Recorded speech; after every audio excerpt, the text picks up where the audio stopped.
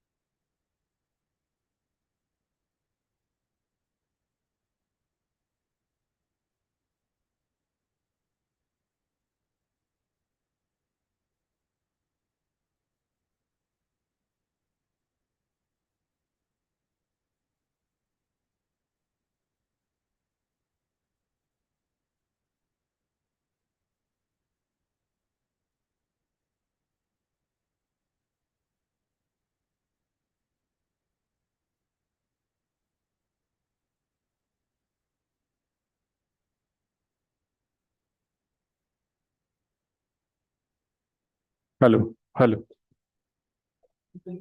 Ma'am. Ma'am, you just plug. I have to plug this. Oh, yeah. Oh, sorry. Just wear that one. You need to how you can put this receiver. Nice. So, it's on. And This will. That's it. this is okay. Okay.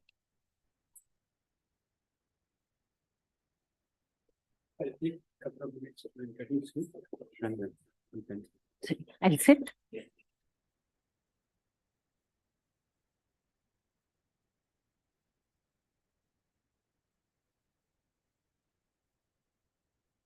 Okay.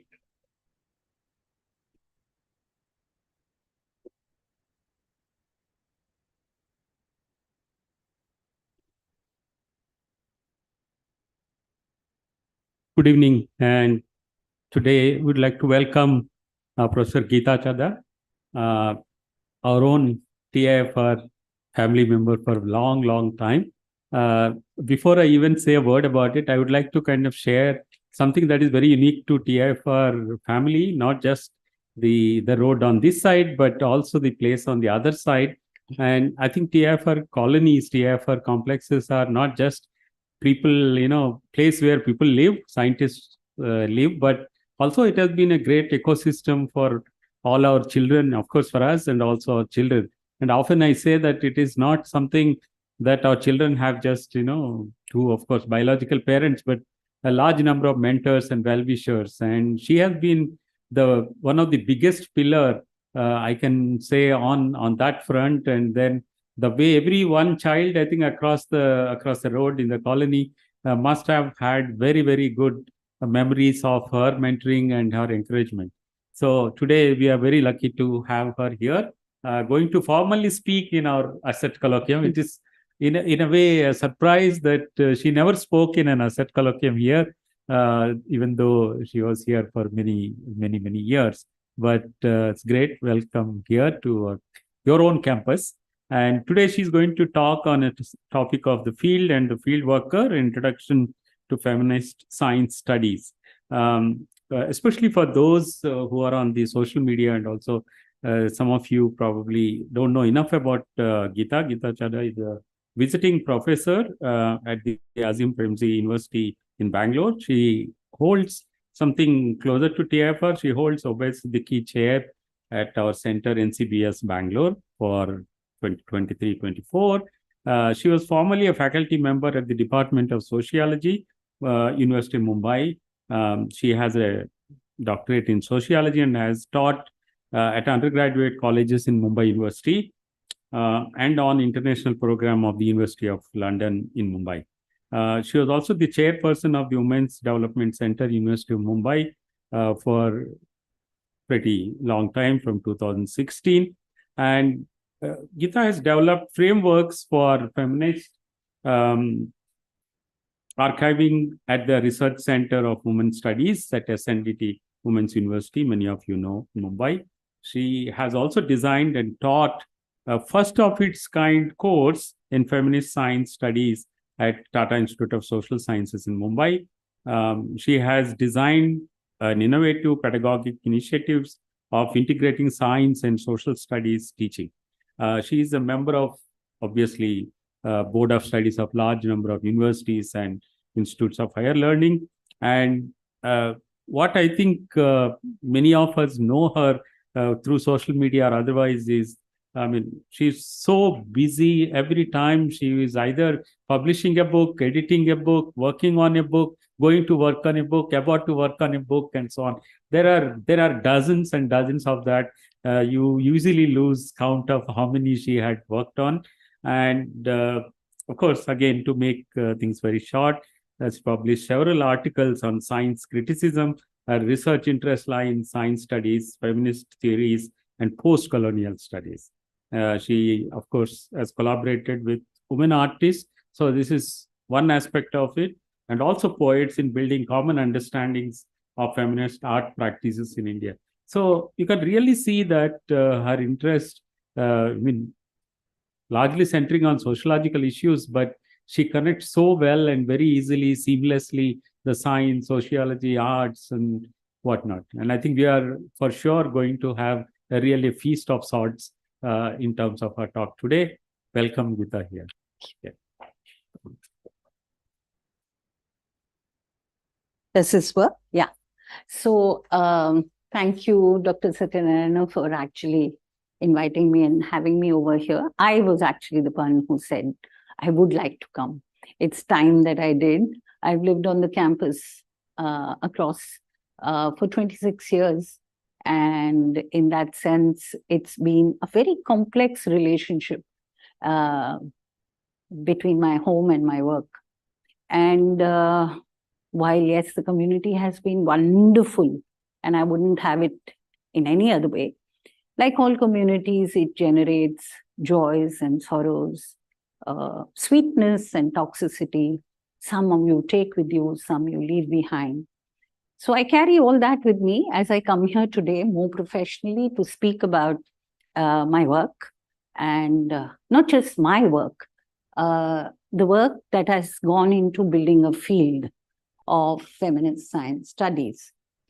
So let me unpack the title, The Field and the Field Worker. I just want to say that it might, the slides might be a bit text heavy. We'll try not to get pulled down by that and try to have as much conversation as we can. But since I'm speaking to an audience where the field is new, I thought, let me also fall back on the PowerPoint. Now, but interrupt me. Whenever you feel like it, just raise your hand and interrupt. So The Field and the Field Worker is actually a play on a title of a book edited by M.N. Srinivas, the well-known sociologist, A.M. Shah, of 18 essays on, and it's called actually The Field Worker and the Field. And it's an account of sociological and anthropological studies in what we call the field, which is basically you go somewhere and you try and study the people there, right? And I have a reason why I put the field first and the field worker afterwards, and I'll talk about that. An introduction to feminist science studies. Tricky word, no? Feminism. Very, very tricky word. What does feminist mean? A very quick round around here. You consider yourself to be feminist? Any one of you? Raise your hand. Woo, nice. 1, 2, 3, 4, 5, 6, 7. No, not all. How many maybes in the room? Depends on how you define it. How many maybes in the room? How many I am not a feminist? The others don't want to commit themselves. It's a tricky one. It's a very tricky one. A lot of women themselves. So there's this wonderful article that I use very often by somebody called Toril Ma, who's a literary critic. And she talks about how feminism became the big F word, big bad word. Why is it that we all run away from this term? Yeah. And a lot of us do, actually. So typically, if you ask in social science classrooms, not in my classrooms because I get very lucky, but otherwise you ask people, are you a feminist? They say no. And then you ask them, but do you believe in gender equality? And they'll say, yes, I believe in gender equality, but I'm not a feminist. So then Toril Moa begins to investigate this question as to what is the problem. And I don't have the time to really go into that too much, but two things that she indicates towards. One is feminism or feminists trouble the world. Yeah, we trouble things. We're not easy people. So when you trouble things, the people who are troubled very often need to say something about you so that your credibility is affected. So therefore, in our context, you'll be told, oh, this is all coming from the West. Oh, this is all actually just breaking of harmony in a society, all men haters, all family breakers, those who believe in divorce and abortion, yeah, and those who believe in a loose life, okay, and all of them ultimately are lesbians, period, over, yeah. So you've created this box where many women find it very difficult to fit into that box. And on the other hand, so there's fear. And on the other hand, she says that there are things that happen within feminisms which also don't let girls, boys, men, women occupy or take this identity very easily, right? And that is that feminists ourselves, we set up certain standards and certain ideals of behavior, conduct, thought, feeling. So if you're a feminist, do you really want to get married? Are you mad? You're a feminist, right? So the institution of marriage is not something that certain forms of feminism approve of. On the other hand, marriage is an institution which is also one of the only legal ways in which people, women, find space, which is perhaps safe. Anyway, those are debates. So what happens is that even feminist ideas, so Betty Friedan, the very well-known feminist, has written a book called The Feminine Mystique in the beginning, in the early, I think, 60s. And then she wrote a piece called Feminist Mystique, and how we ourselves have created a mystique about who is a feminist, what qualifies as a feminist. And in that sense, we've tightened it so much, the box, that often people find it difficult to fit in. Yeah. But I think for this, I mean, I think I'd say it's just easy to accept this definition, description, whatever you want to call it, that anyone who pushes the envelope of gender constructions in a society or culture, anyone who pushes the unequal distribution of resources like education, employment, freedom, because these are restricted through what we call patriarchy. So anybody who pushes this envelope a little bit can qualify as a feminist. Yeah. So in the development of the field of feminist science studies, I think we've had to negotiate, at least I've had to negotiate in India, 3 other fields. One is the discipline of sociology. Second is the interdisciplinary discipline of women's studies. And the third is the scientific communities, right?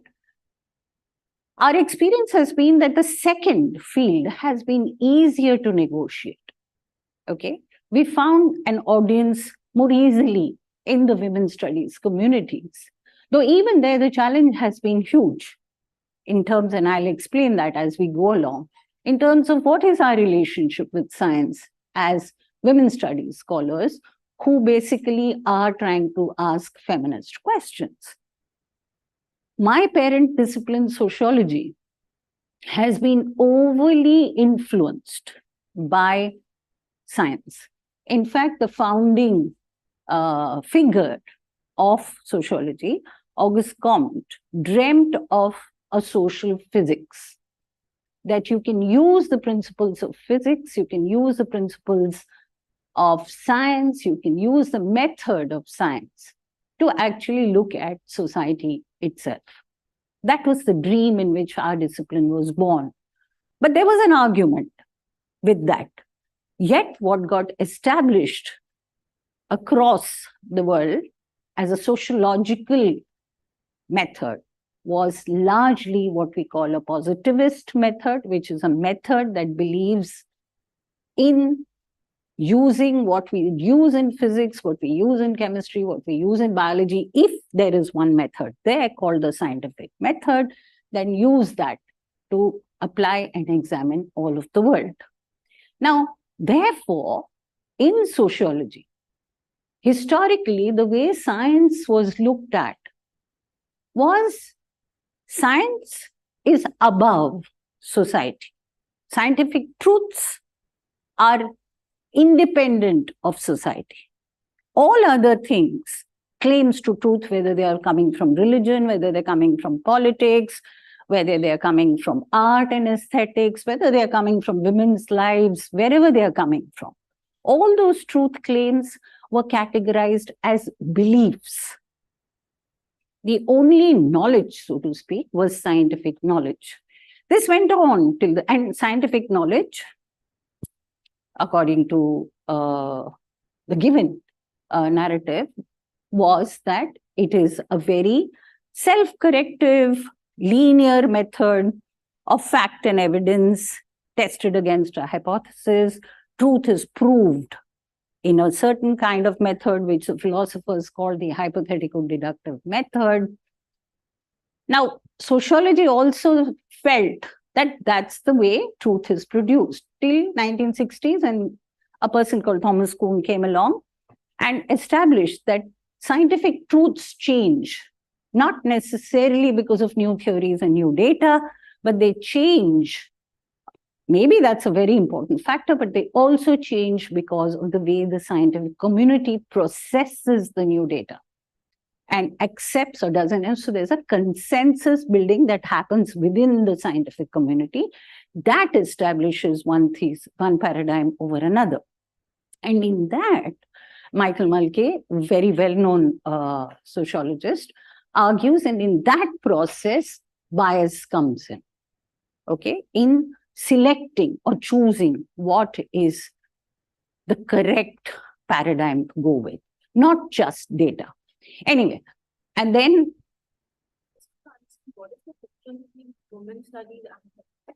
so, very good question. There is really, women's studies is a discipline. Women's studies is a discipline that emerged in the academia. So the experience of a lot of... So sorry, Gita, could you repeat the question for the Zoom audience? My question is... Can I repeat it? Yeah, Samitha... Now she's asking Mike. Is it, yeah, okay. I just wanted to understand what is the difference between feminist studies and women's studies? Yeah. So in the academia, when women entered the academia, their experience was that a lot of the canonical disciplines, for example, in the social sciences, economics, psychology, sociology, history, in the humanities, philosophy, literature, perhaps now we also ask about the sciences in biology, physics, maths. Women's experiences of the world, their understanding of the world was not considered to be important enough to be theorized. So in sociology, for example, the way it happens is that man is a social animal, right? So whatever is man's experience gets normalized and naturalized as the general universal experience. So this happens in economics, it happens in sociology, it happens in history, it happens in philosophy. Whether it happens in biology, chemistry, physics or not is up to you now. Our submission is that maybe it does. So in sociology, for example, the theory of family based on the sexual division of labor was for a very, very long time saying that this sexual division of labor is actually very good for society. That is, the women stay at home, take care of the children, are efficient, proficient in the domestic world, and men go out, reinforcing the hunter, food gatherer ideas. Yeah. So this is a perfect system for the family to work. It's a perfect thing for the social system to work. It's a neat division of labor, good for society, good for everyone. It's natural for women to feel that they can be, they are child bearers, they will be child rearers. Logical. Till Dorothy Smith in the 70s, who questioned this and argued. Of course, a lot of feminist theory comes simply from the movements, women's movements for equality and struggles. Yeah. So what she argued is that this theory of family is faulty, or let's say partial truth, because it doesn't factor in what women's actual experiences are, lived experiences of the family, for instance. And so she conducted a lot of work and research on finding out from women whether this works. It might be working for the society, so to speak, but does it work for you? And a lot of women initially would try and say, yes, yes, of course. But as you push further, they would probably contest and argue saying, yeah, actually it doesn't work for me. I'd also like to go out and work. I'd also like to have a life. Yeah. And then Smith theorizes that a lot of sociological theory about any institution, religion, science, literature, art, family, marriage, the state, the economy, centralizes the male, okay, and normalizes the male as normative for the rest of the species. This was a simple submission. So how do you bend the disciplines? So women's studies came out of a need to establish an interdisciplinary space. So to adopt perspectives from philosophy, from literature, from history, from economics, from sociology, anthropology, and to develop a separate discipline. Now, Samita's question is crucial. In the inception of women's studies departments, there was this critical impulse, a critical feminist impulse to foreground and make theory based on women's experiences and their worldviews and their thoughts and their feelings. Today, what you see is, sadly, these are the spaces where I have nothing against Haldi Kumkum. I have nothing against Rangolis. But these are the departments now, if you look across India, which are reinforcing extremely stereo. They are not reinventing the Haldi Kumkum or the Rangoli. These are spaces that have become, unfortunately, spaces where very stereotypical notions around women are being endorsed, reproduced. So that critical edge that women's studies began with, it is definitely getting lost. And I think that critical edge comes from what we are talking about as feminism. Does that clarify? So, for example, in TISS, there's a women's studies department. In Ambedkar University, there's a women and gender and sexuality studies department. There's a CWDS in Delhi. Jadavpur had a women's studies department. Yeah. But you will find the UGC had prescribed, and there were 129 women's studies centers across universities, but they didn't do anything critical or radical that was required. Yeah. Anyway, so sociology, as I was let me just quickly go back because I have a lot of things to cover. So sociology, very quickly, if I may say, started questioning the domination of science in the discipline itself, in sociology, and try to argue that it's not the best way to understand human life, human social life, and also try to critique science and its role in society. So it's in the 60s that you begin to see that post-Vietnam, around the post-World Wars, you see a critique of the role of science in making of society emerges.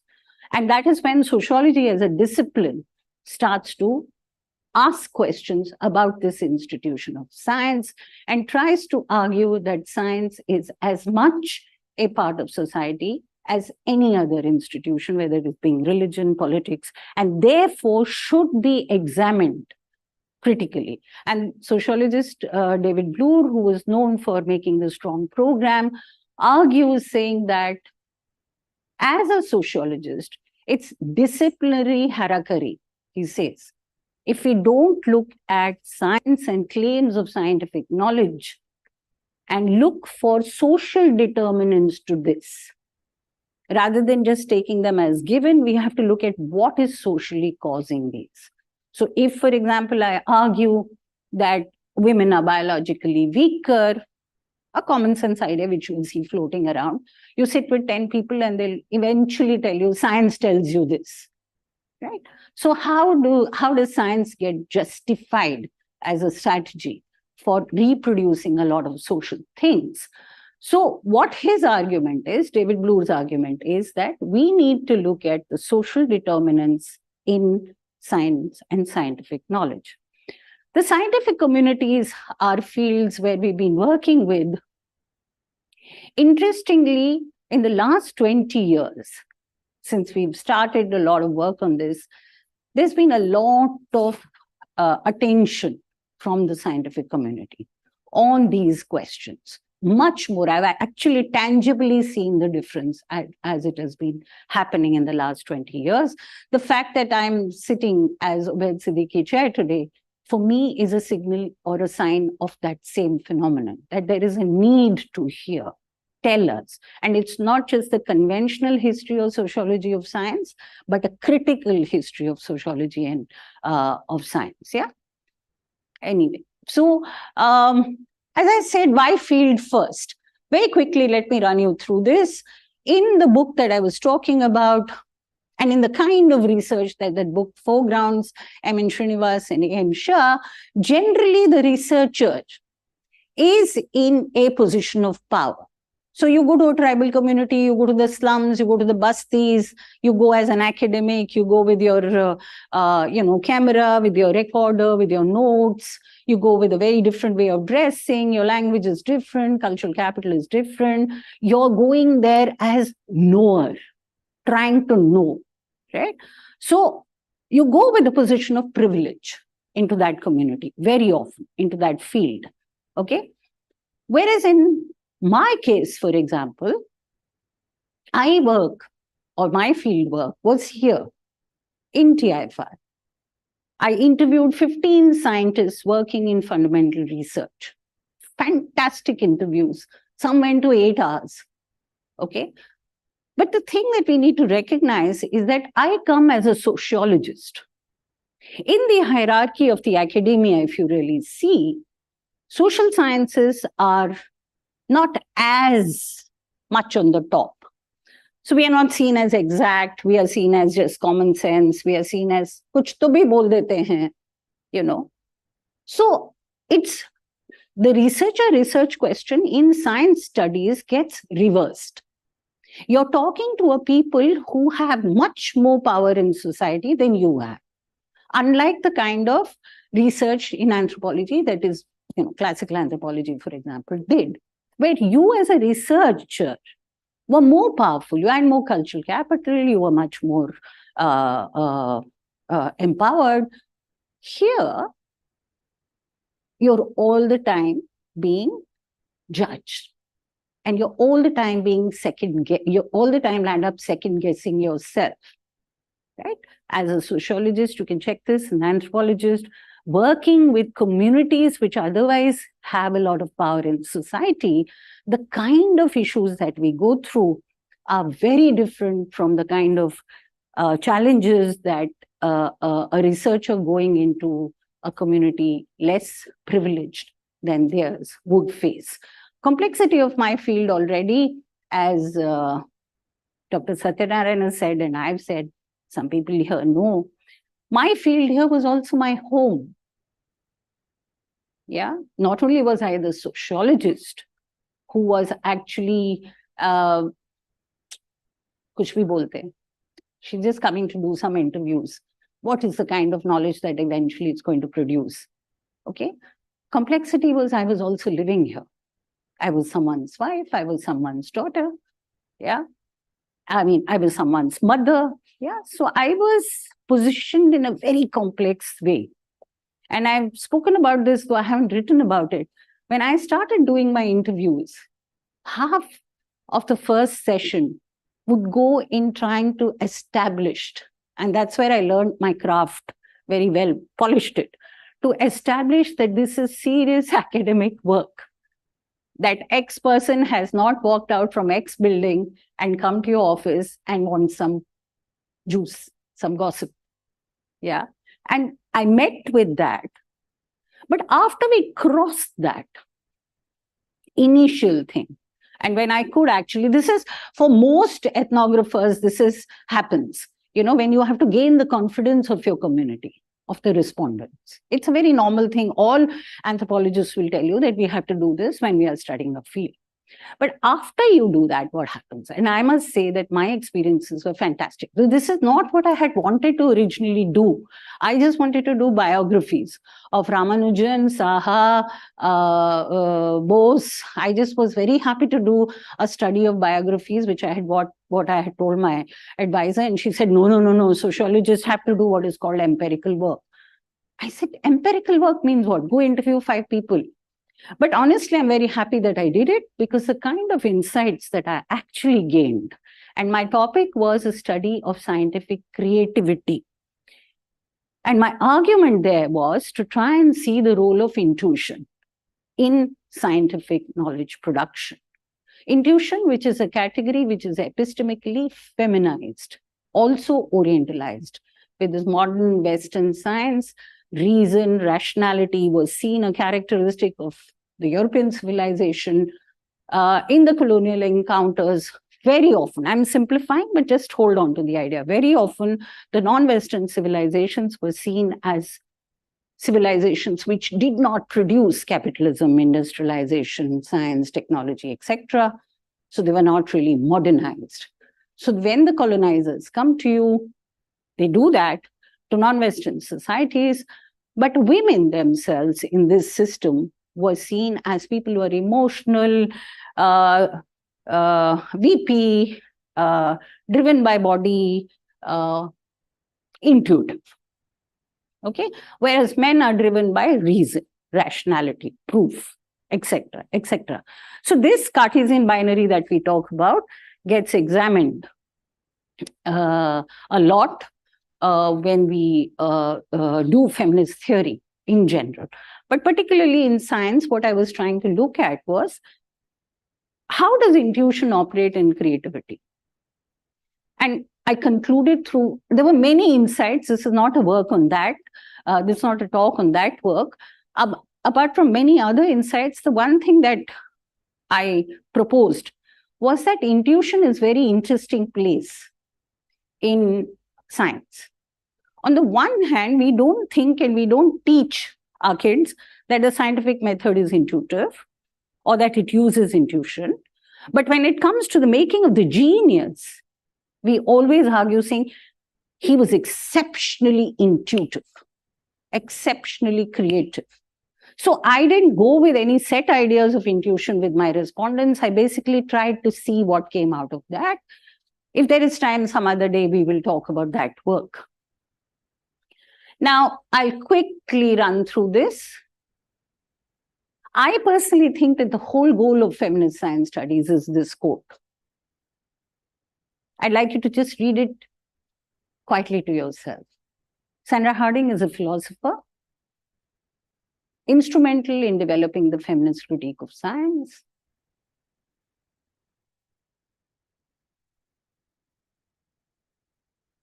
How much time do we have? Tell me when I'm at 40 minutes. Yeah?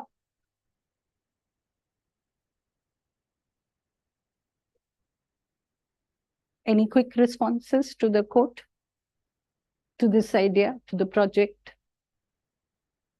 Agreement, disagreement?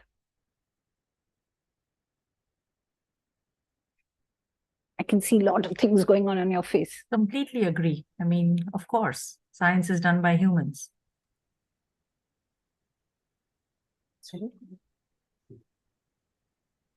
Shubha, you can read the quote, right? Yeah. I just commented, completely agree. Of course, science is done by humans. We're not brains in glass bowls. Is she in agreement? You agree? Yes. Yay. Thank you. Anybody else?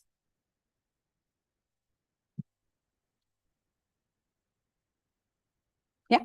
So, I mean, are we saying that we should not look at science as a purely objective, and that we have to kind of come up with ways to include more subjective forms of knowledge?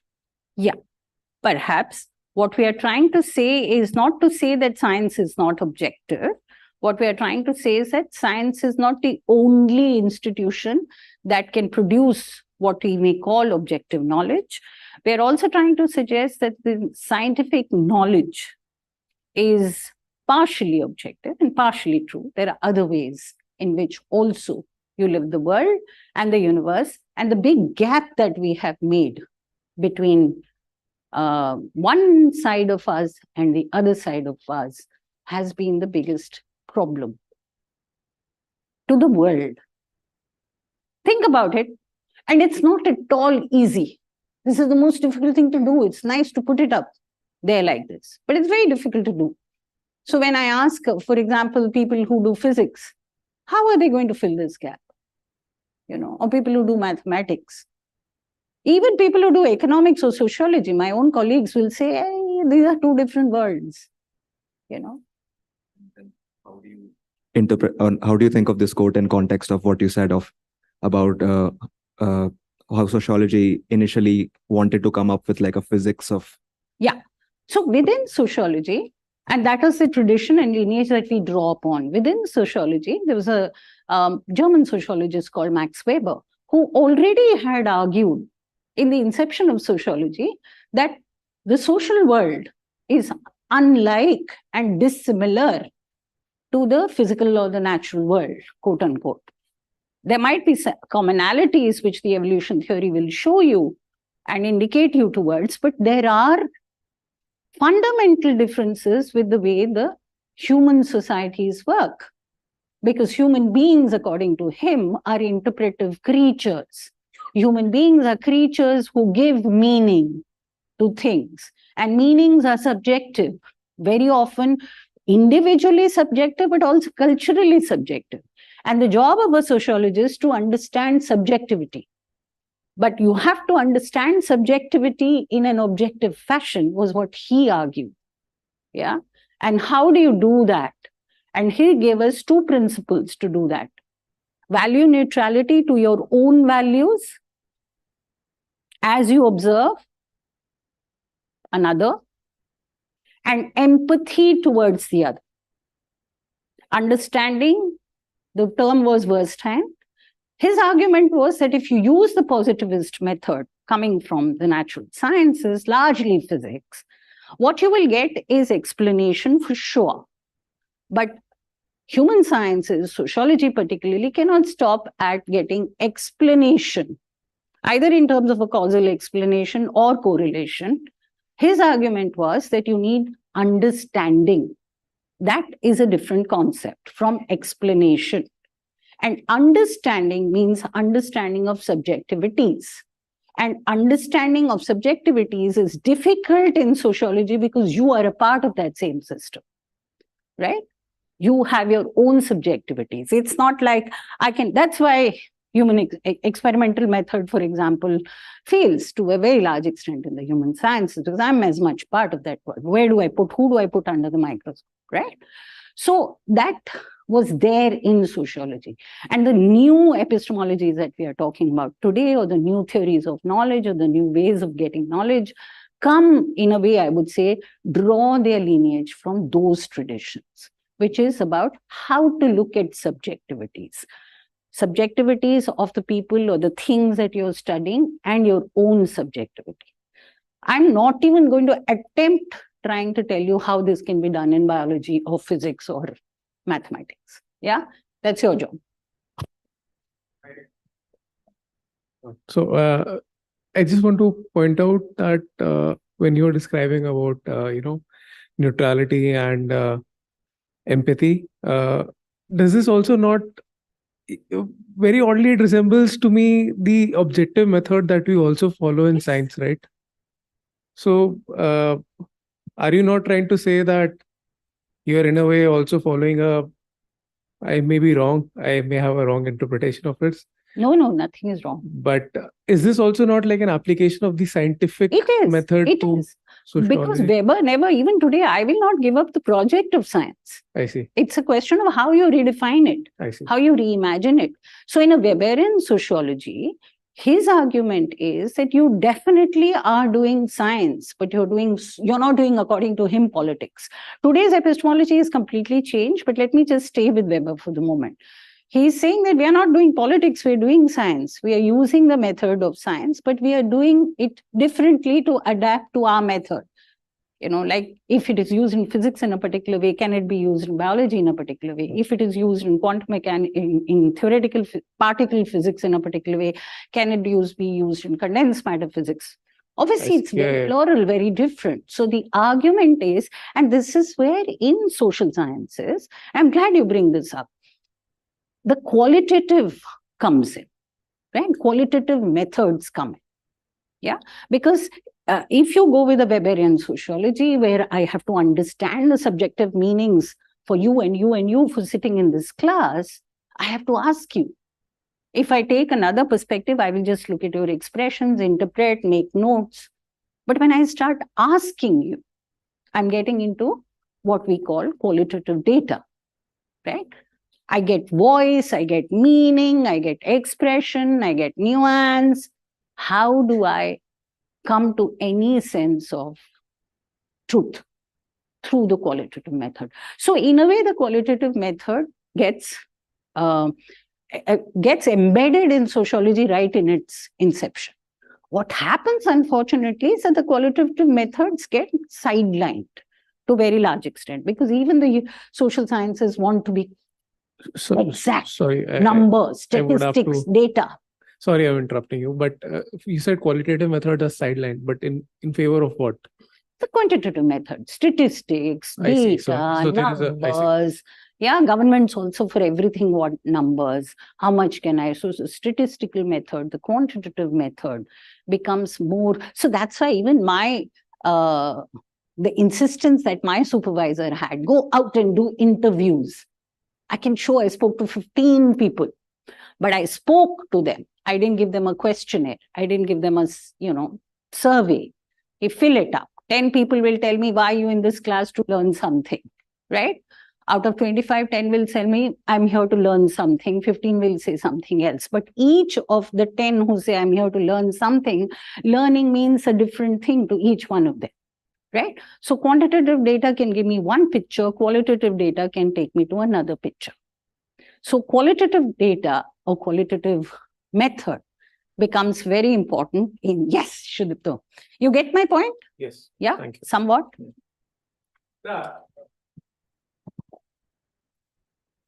I agree that such qualitative things can arrive at truths that are missed by some, say, questionnaires and all. But they also can be subjective, which doesn't mean they're wrong. But then when we generalize something, how do you remove the subjectivity of the interviewer? Because he or she is perceiving whatever is being told. And obviously her own interpretation is colored, if I may use the word, by the concept that she carries. Yeah, absolutely. So that's why I said, Weber had a way out by saying you develop value neutrality to your own values, to your own subjectivities. So I often give the example from feminism today. Yeah. When the hijab issue erupted, a lot of us modernist feminists, quote unquote, secular, modernist, feminist, said, what is this? This is completely accepting a patriarchal symbol on the female body, and it's not a feminist act, because we were coming with our own values around feminism. Now, they were a hurdle in understanding why certain Muslim women wanted to wear the hijab. So what we had to do then as feminists, or in the movement, or in the scholarship, distance ourselves, develop a certain neutrality to the values of modern feminism that we were carrying. And listen, the hermeneutic here, listen to the women who are wearing the hijab and choosing to wear the hijab. And then once we start listening to that, you begin to understand that they are telling you another story, another truth, which changes your ideas of feminism. They are telling you that this is the way that I find liberation. If I wear the hijab, if I wear the burqa, I get to step out. Okay, for me, that is liberation, and I will wear it. There are others on the other end who will tell you that I wear it as a matter of asserting my cultural identity. I belong to a marginal identity and I will succumb to it, and I don't think of it as patriarchal or that I negotiate the patriarchy. Now, when you hear this kind of complexity in the voices there, naturally your own values of what is feminism and what is not feminism change. So it's a constant negotiation. So are we then moving towards much more objective ideas of feminism? Yes, much more objective, more inclusive, more plural ways of practicing feminism. Yes. So the more subjectivity that you hear, okay, the better your theory will be, is what our submission would be. Now, this is still classical sociology.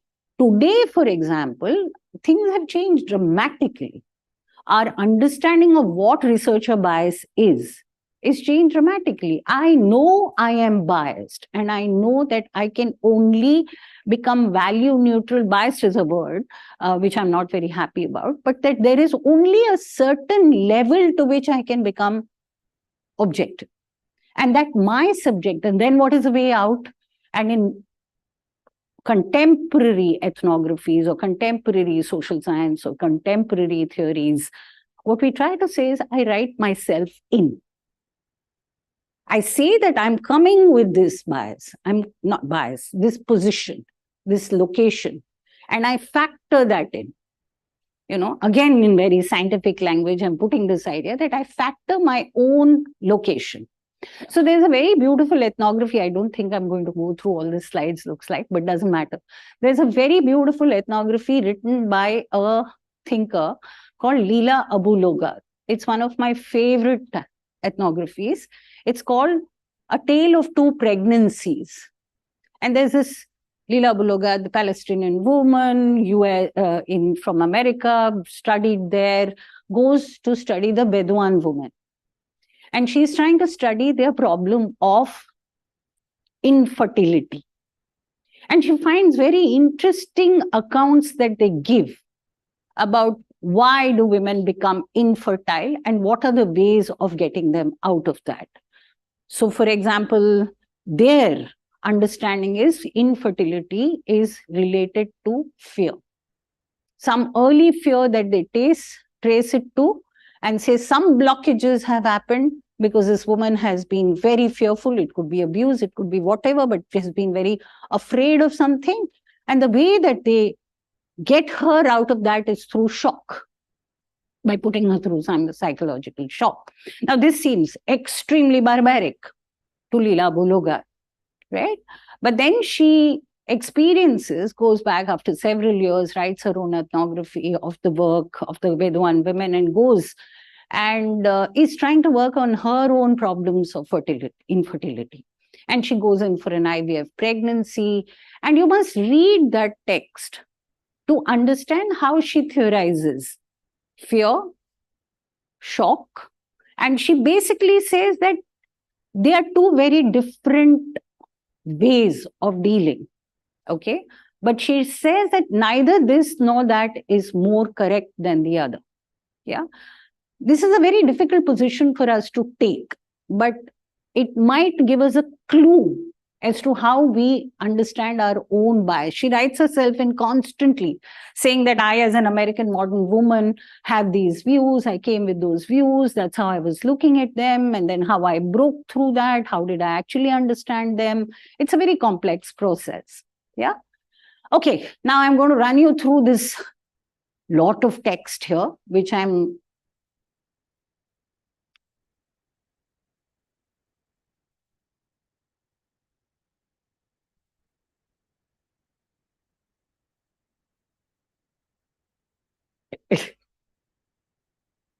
simple.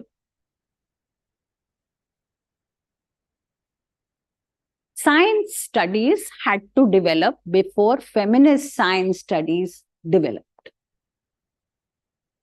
Science studies meant looking at science critically as an institution of modern society, not giving it a clean chit, seeing it as part and parcel of the world that we live in. bringing in philosophical, anthropological, historical perspectives to look at science. Right now, I'm teaching a course in the history of science to some extent, and I realize the history of science to the science student is generally not taught. Philosophy of science is not taught. Anthropology of science is not taught. Only science is taught. That too, it is puzzles, problem solving, right? When we learn the history of science on our own, there is a certain way in which ideas are tracked in physics, from classical to relativity to quantum, history of ideas within physics. Now, what I'm doing there, which I find that the students are like, oh, is this a way to look at science? It's to try and look at how science, modern science, developed in a European context in a certain time in history, right? Certain geography, certain history. It gave us a huge promise of fighting against authority, participatory, democratic, evidence-based, etc., huge promise. So that promise spread globally with colonialism, with imperialism, with all of that. It became the dominant way of understanding the world. And then, as J.P.S. Oberoi, the well-known anthropologist, sociologist from India, argues that the depth of that project, or let's say the end of the project, was the Manhattan Project and the production of the atomic bomb. He tells you that that is where it stops, right? And after that, we are only living the death of modernity. Because that institution, which was hoping to tell us the secrets of life, actually lands up, as Evelyn Fox Keller says, producing the secrets of death. Yeah. So according to him, science failed. And not just him, many thinkers in critical science studies. Science is now a failed institution that needs to be critically reimagined. Yeah. That had to develop, right? The important other thing is that in feminism, feminist theory had to develop. Feminist theory was telling us there is a man and a woman, they are constructed, socially constructed. Okay, they are in a relation of power. We will understand that is feminism, or that is what women's studies should do. Slowly, we began to recognize that feminist theory's job is not just that.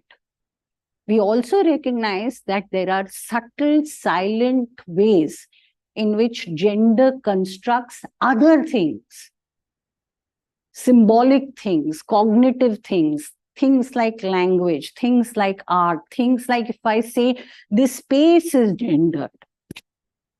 Okay, how do I argue that this space is gendered? This space is reproducing authority. This space is producing a certain kind of culture, right? So when we start looking at spaces, institutions in a more critical way and trying to see the gender as it exists there, that is when we start looking at least the question of science. Okay, is science gender?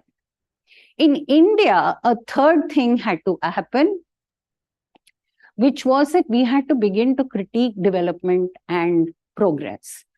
It's with the Bhopal gas tragedy, with the difficulties with the Green Revolution that we went through, with Chernobyl globally, that we began to understand that science is not the only way in which we will attain progress, and that science, especially when combined with capitalism, combined with the state, actually produces the kind of knowledge, the kind of technology that actually is instrumental in producing risk societies, right?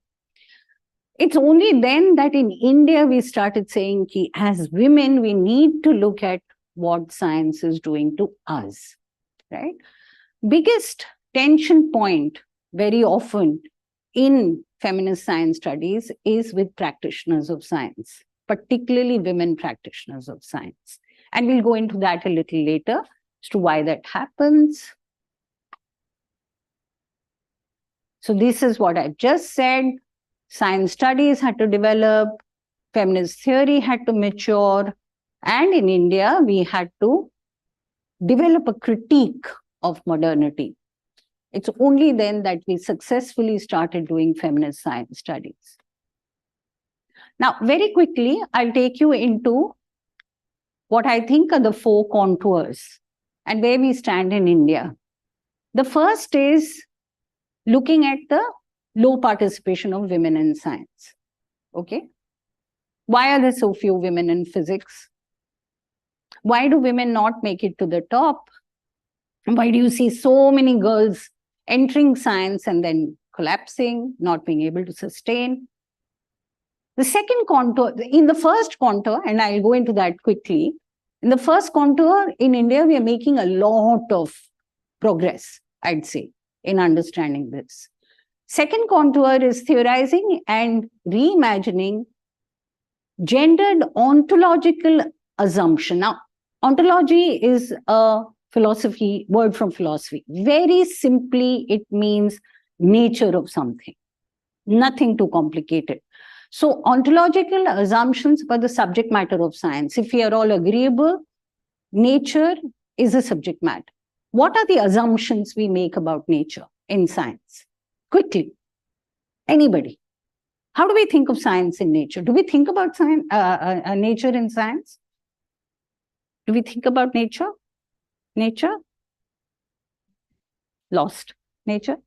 How do we think about nature? Sorry? Everything we see around us. Yeah. Yeah. Yeah. Any particular ways in which science thinks about nature? Samit? No? That's the thing that science is trying to explain. Yeah. But what is this thing? What is its characteristic?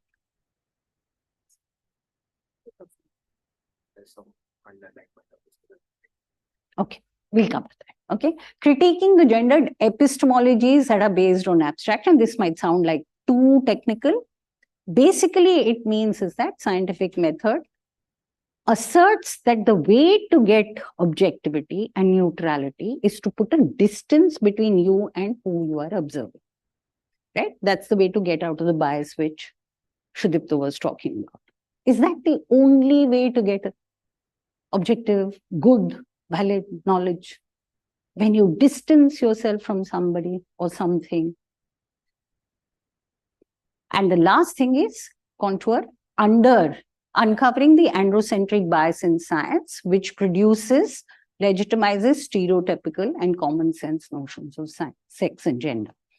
The last point, there's a lot going on, particularly in feminist biology. Huge amount of work going on there, and that makes us very optimistic. First also there is, but in India, the last also needs to actually begin to happen, right? But the second and third will take time. It's already happening, but these are more complex and difficult questions.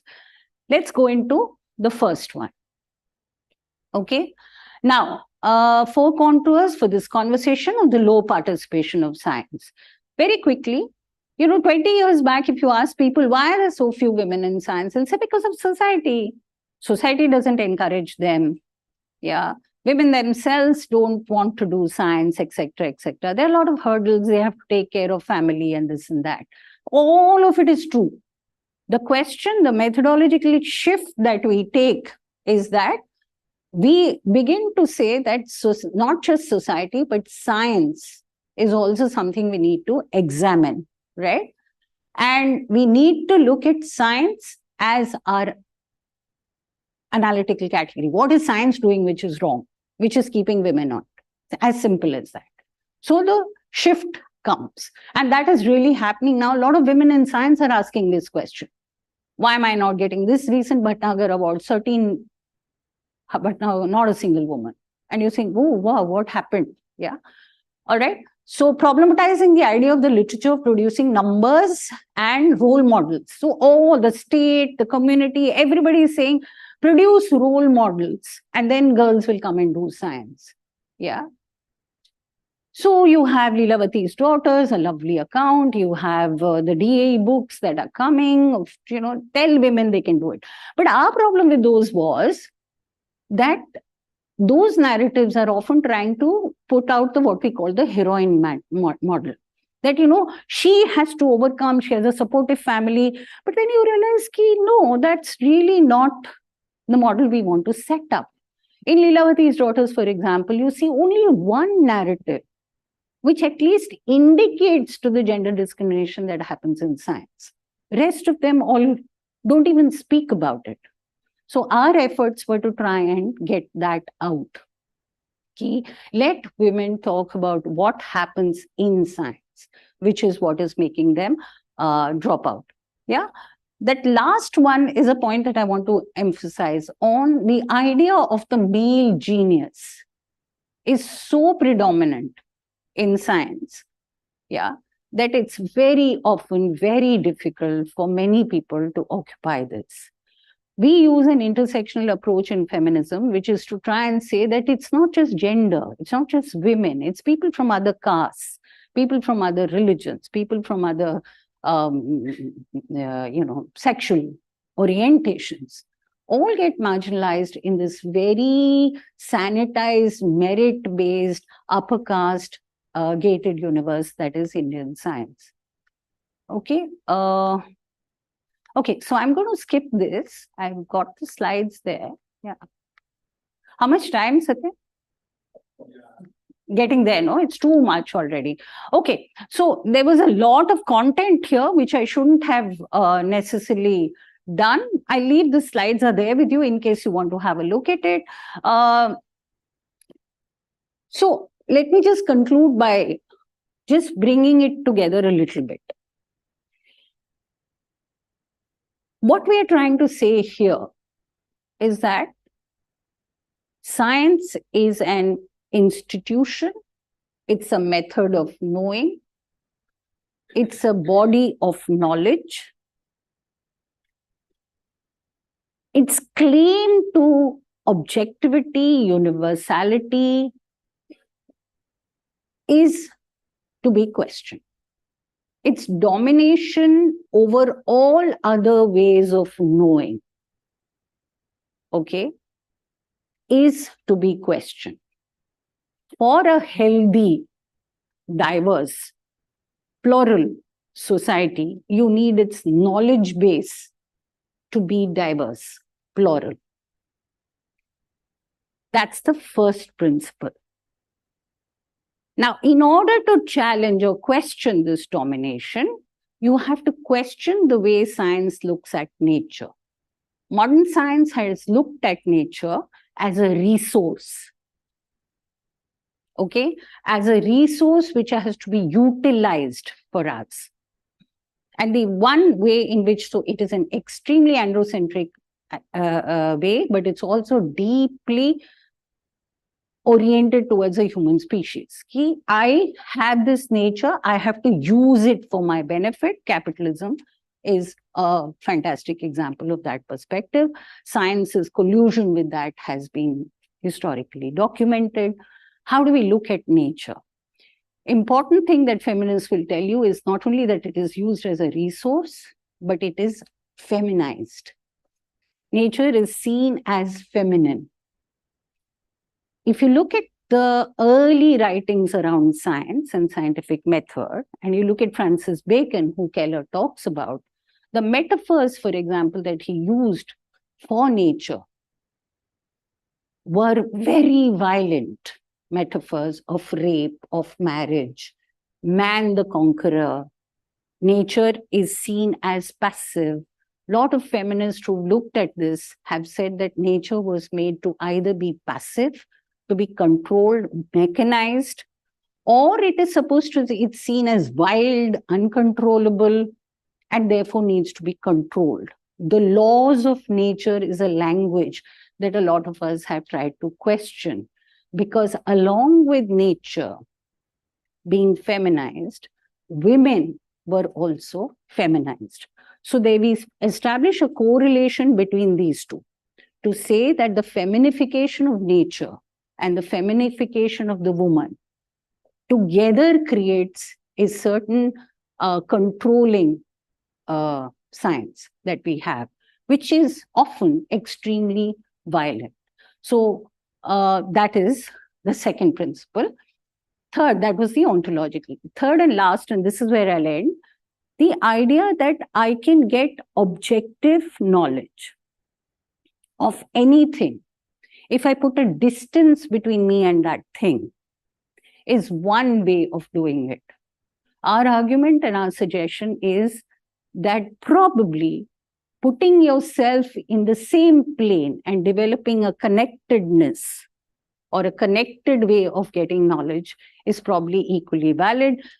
Here, for example, Evelyn Fox Keller gives the example of Barbara McClintock, who basically showed a particular way of looking at the maize plant to try and say that we don't look at things in isolation, we look at things in connection, and that she apparently famously said this very dramatically, that every time I walk on the grass, I feel it screaming at me.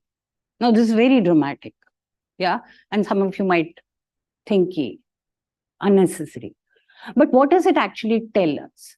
That what we are doing is not trying to see ourselves as part of the nature that we are studying, that we think that the only way to understand it is to separate us from that nature. And that is the basis of all, many would argue, all scientific method. Now, where does this take us? Simply takes us to thinking of alternative ways of doing science wherever you are. It takes us to ways of looking at the world in very complex ways. Arguments fail very often when you tell people, are midwifery practices as valid as modern obstetrics? Okay, it comes to that, and then there will be big fights. Yeah. So for example, and now I'll end with something very controversial, for example, magical traditions that exist in cultures to be examined as much with compassion and as much with intelligence as, say, you would look at evolutionary theory. There's a lot here in terms of feminist biology. Evolutionary theory, for example, has been contested or by a lot of feminist biologists, saying that, the role of the woman or the work that she did in cooperation, food gathering was actually equally important, okay, as hunting was in species survival. So just to give you an example, this is the kind of work that is being done. Okay, so I have a young friend in NCBS who's been telling me about how she looks at, I don't know which bird she's looking at. And she argues saying that normally the male birds or whatever, a call and song is studied, because a male bird's song is a song which is supposed to be very sharp, very immediately available to observation, and you can directly establish the correlation between that song and how the male bird is seeking a sexual intimacy with the female of the species, etc., etc. And she says, but we never ask what the female of the species is doing. And she says that the female of the species also sings a song, but it's a very different kind of a song and sings a song for different purposes. And we never tend to pick that up and study it. It's as simple as that, to start asking different questions from the standpoint of the female of the species that you're studying or from us as women. Yeah. Sorry, this was a little all over the place, but I hope that it will provoke some questions in your mind, which then the only way to pursue them is to read about it. Yeah, read about it, hear about it, and talk about it. Okay? Too much time ho gaya? Okay. Okay, now let's take questions. Maybe things will become clearer. See, PowerPoints are a bad idea, I'm telling you. I will never do a PowerPoint again. Brave saying that in this way. What?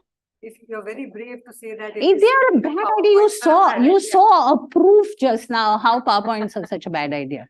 I'm telling you for a fact that if I had dropped these PowerPoints, I would have had a much better conversation. Yes. Who had a question? Sami. So I have two questions. Yes. But if other people have questions, I can just maybe ask the first one.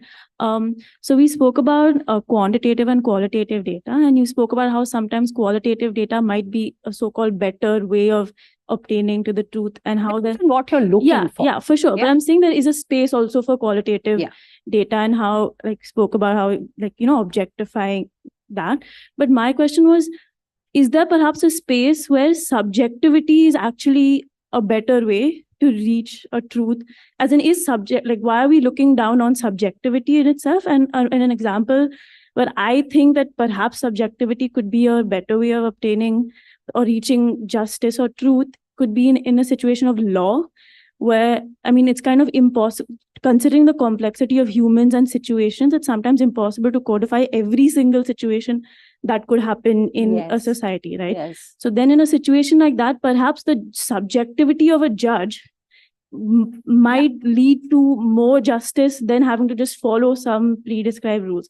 So I just wanted to ask if there, I mean, why do we always have to, I mean, why are we putting objectivity on a pedestal? Is there situations in which subjectivity could also be a better method of reaching some level of truth or justice? Excellent. So what I was telling you about Weber is exactly that. And what I'm telling you about feminist methodology is exactly that. That you bring a subjective method or bring subjectivity into your knowledge claims, right? But then the question is that what is the end of knowledge? What is the goal of knowledge, right? Is knowledge, if you accept, for example, the goal of knowledge is a moral goal, then the idea of justice fits in, right? So then, firstly, the subjectivity doesn't come just at the act of interpretation. Subjectivity in law comes even when you're making the law, right? Interpretation is at another level, yeah? So what I'm trying to say is that, do you want to then, are you suggesting then that we change the goal of knowledge as being something which should also address the question of justice? I would say, before justice, what about what that we were talking about, the quotation of Sandra Harding? What about the question of love, compassion, friendship, solidarity? Should knowledge factor these things in? So the classic example that is given, of course, from the Manhattan Project is, even if the bomb, firstly, the bomb, everybody knew what it's going to produce, should it have been produced? Should we have stopped there and not produced it? And if it is produced, should it have been used? Okay, so that's another level of question. But I definitely strongly agree with you that subjectivity is an important point from where you can begin to look at knowledge or to knowledge claims.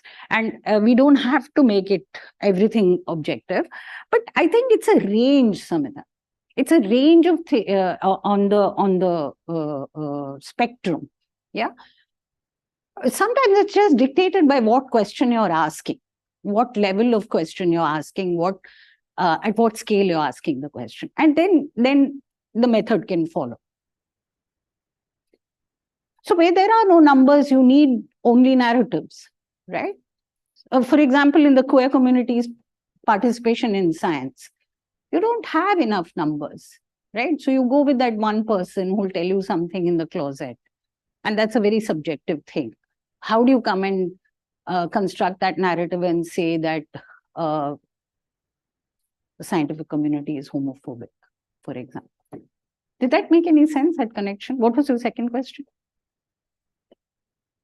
Okay.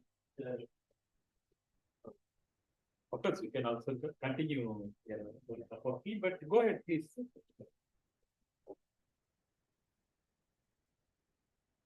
Yeah, I just want to ask about what you were saying about that we often distance ourselves from nature.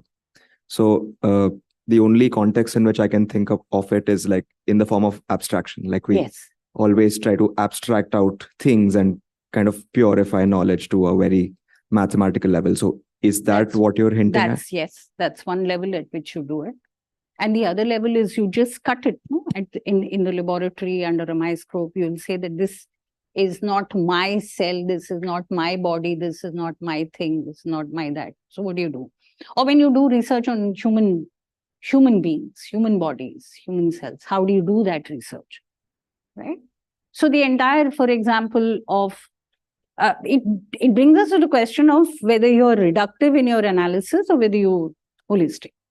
So modern medicine, for example, the biggest critique is that it tends to become much more analytical and therefore reductive also. Is there another way of understanding the human body? So in feminist work on women's bodies, we've talked a lot about this. How do you bring women's own experience of their bodies? Yeah.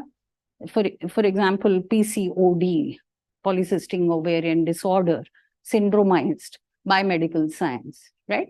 It doesn't take in women's own experiences, for example, of that disease or the condition as knowledge in the cure. Yeah, it just takes it as a symptom. Does that sort of answer your question? But there again, of course, like you're rightly saying, you're abstracting out something. My question was when we're kind of, how do you escape abstraction within science in some sense? How do you? Escape abstraction. You don't escape it. There is no way, because all thought in some sense is an abstraction, right? So you don't escape it. It's just that how heavy is your claim, truth claim, how heavily is it based on that abstraction? So, for example, Keller talks about the idea of not giving up reason, but making reason more and more embodied, more and more connected, yeah, to our worlds and our lives, bodies. You need concepts. You cannot get away from concepts. Yeah, you need theories. You can't get away from that, right? But how you make them is the important thing. What you slice out of the world that you see. Oof. Yeah. So I was saying that, of course, some more discussion and queries. I think you still have some more unanswered. Yeah, I love to talk. Continue to have a cup of tea. But before that, let me thank Gita, you for this wonderful lecture. We are celebrating 40 years of the forum in which you have spoken. I now. see. Okay. So this is a memento. 40 years of asset. To commemorate that. Yeah. So we are very happy to. Thank you so much. Thank you very much. Gita should take a picture. That can But be your. please read. Yeah. Sometimes. Hello. Thank you.